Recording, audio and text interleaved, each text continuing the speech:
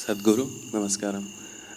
You mentioned in your previous discourses that 30% of the illnesses are body, while the rest are mind-created.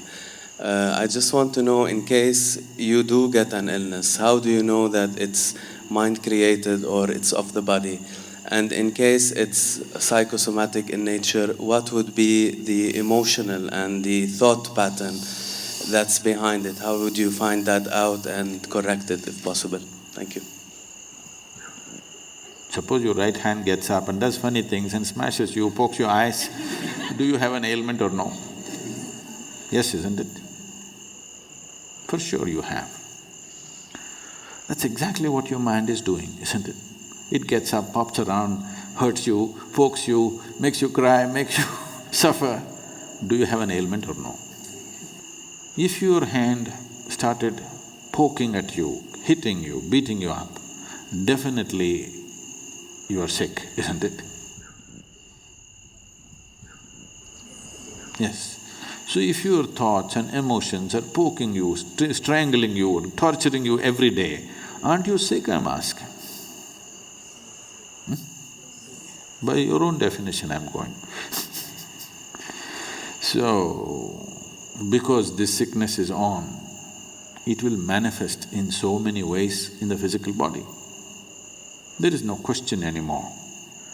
Every thought, every reverberation on the level of the mind, depending upon the type of reverberation you create, the whole chemistry is going through a change. It's all been measured. Right now you sit here and think about tigers, you have one kind of chemistry, chemical changes happen. You think about flowers, another kind of chemical change happens. All this has been measured. So for every thought, if the whole chemistry is going through thing, if your mind is in this state, you know what kind of soup you're making? You're a lousy soup. Not just lousy, poisonous. If you are soaked in this poisonous soup on a daily basis, how to know well-being? It'll not happen like that.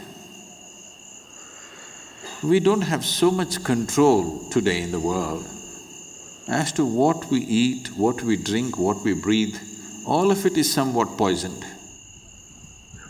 Modern societies have started treating disease, ailment as a natural process, which is a serious mistake. Ancient societies always saw disease as something wrong. That's not how a man should be. A human being should not be in any state of illness, because illness means something fundamentally wrong. But modern societies have started treating this as normal, because there's an industry which thrives on you, very major industry. The second largest industry on the planet is pharmaceuticals. So, if the second largest industry on the planet is pharmaceuticals, there's too much lousy soup, isn't it? Every day you have to add something to this to make it… No. If you're willing, we can make this into a very wonderful soup. The chemistry is in a fantastic state. To be blissful is natural.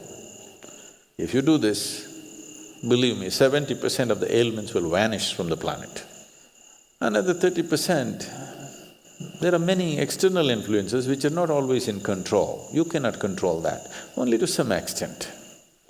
So, if you're constantly creating a nasty chemistry within you,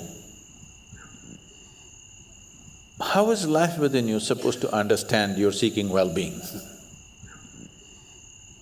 How? It's just unfair. Life within you thinks, he likes ailments and gives it to you. Yes? If you're poisoning your system from within, for which there is substantial proof, for every thought and emotion, the chemical composition of your body is changing, if you're creating poison from within you and you want to live well, how is it? Life doesn't work like that. Unless you do right things will not happen to you.